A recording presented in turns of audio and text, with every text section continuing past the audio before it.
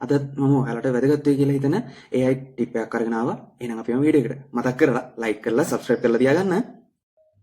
මම වෙනන්නේ කොහොමද මේ වලින් ගානක් step by step ආන්සර් එක ගන්න කියලා ගානක මේක O level paper එකක් මට එක්සැම්පල් එකක් විදිහට ගන්න හම්බුනේ මේක. අපි බලමු කොහොමද ආන්සර්ස් එන්නේ කියලා.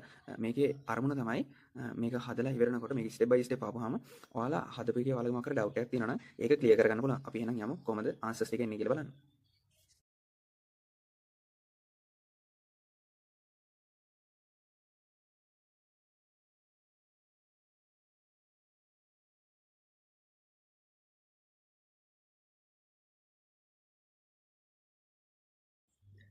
මෙන්න මේ විදිහට ක්‍රියේට් වෙච්ච ආන්සර්ස් ටික බලා ගන්න පුළුවන් ස්ටෙප් බයි ස්ටෙප් තියෙනවා. මේක ඔයාලා හදන වෙලාවේ ඔයාලා මොකක් හරි ඩවුට් එකක් ඇති වුණොත් විතරක් පාවිච්චි කරන්න ඕන ටූල් එක. මොකද අබ්බැහි වෙන සුළුයි.